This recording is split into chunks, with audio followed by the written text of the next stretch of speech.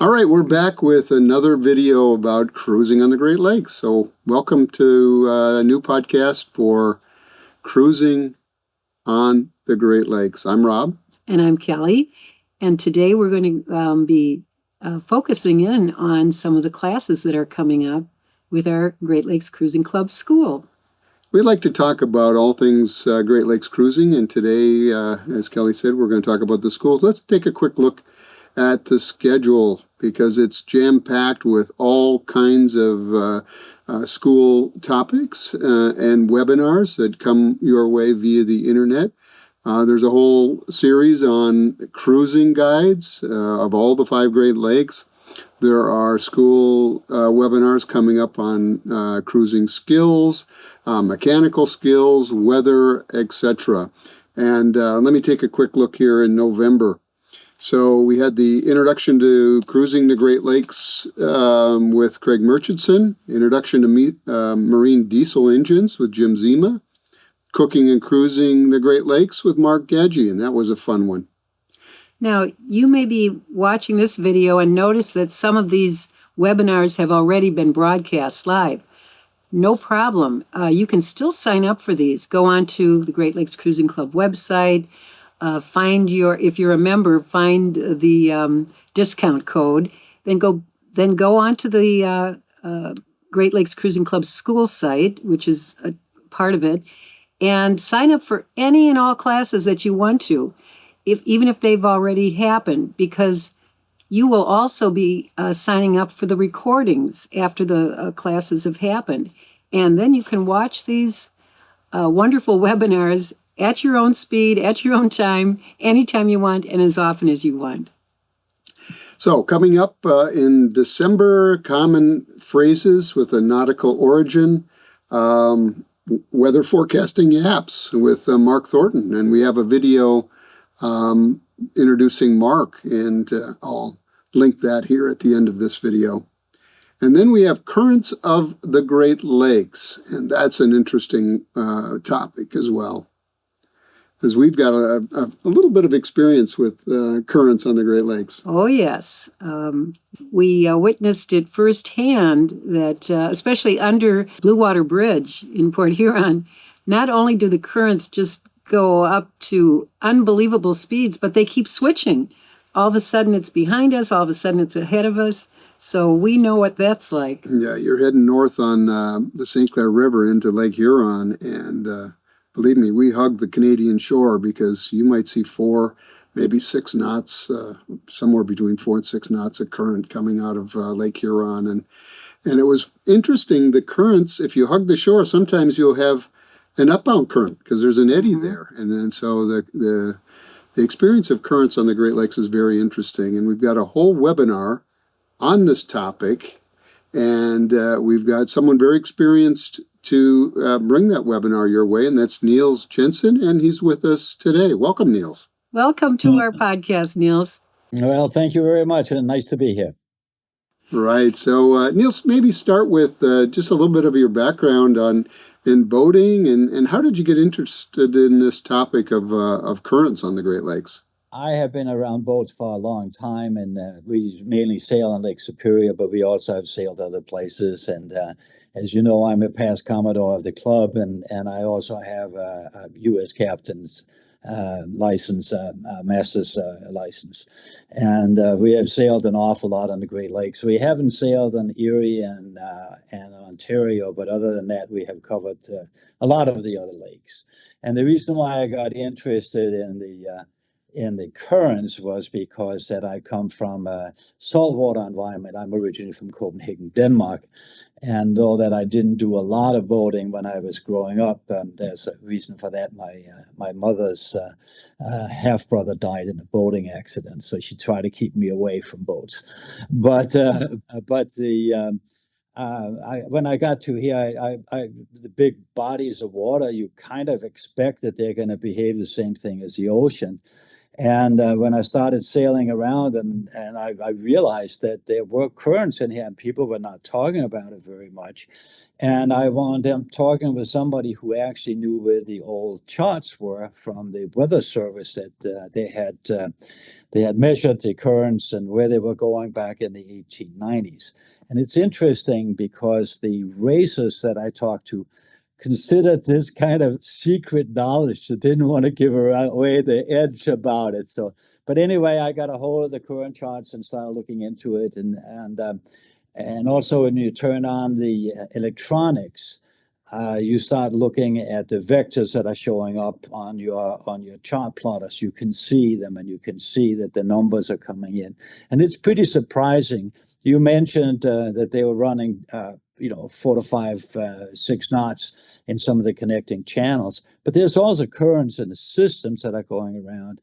And it's interesting how they behave. And it is very important as you're moving around, not just for races, but also for safety and fuel economy and that kind of thing.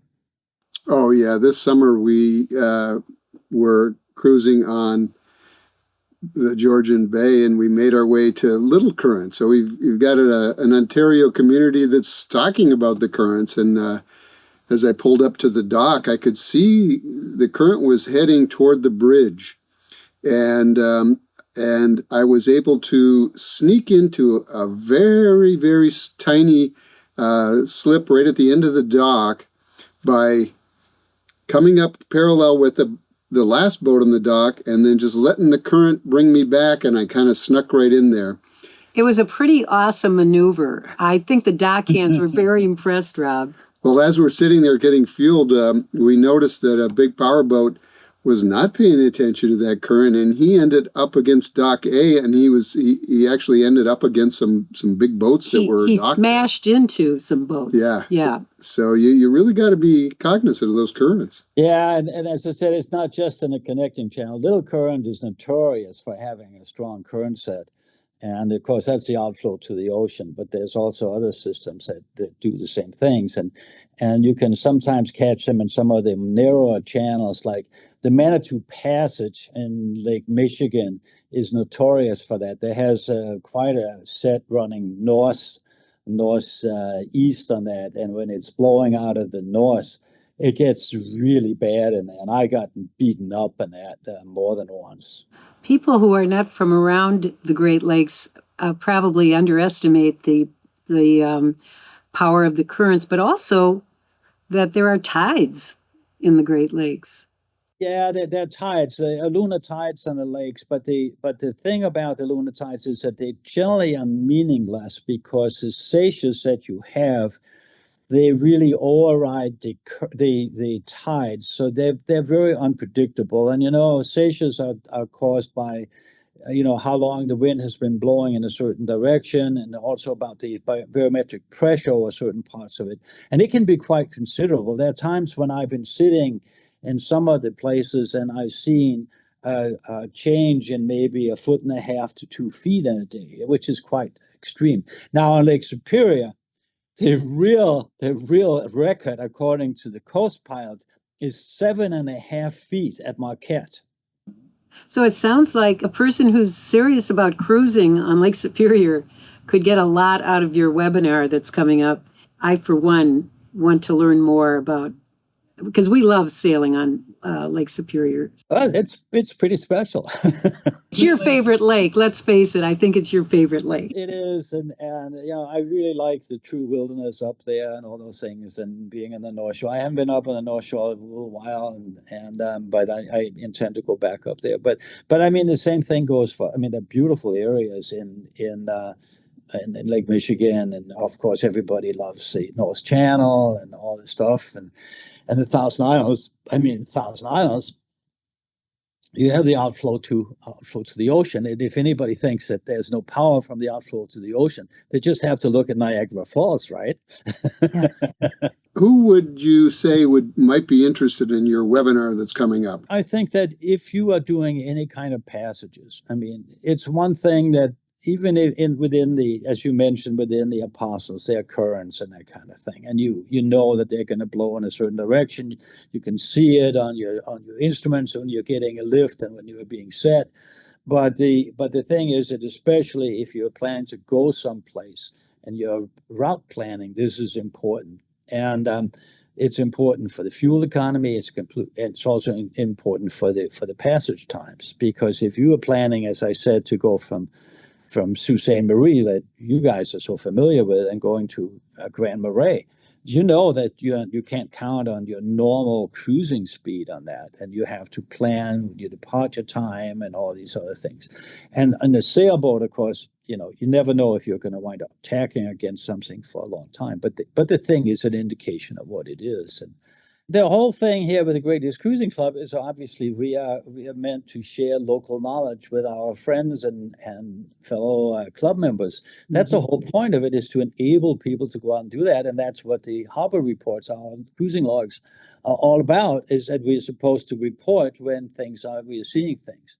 Well, and that's why we now offer all of these wonderful webinars free of charge to Great Lakes Cruising Club members.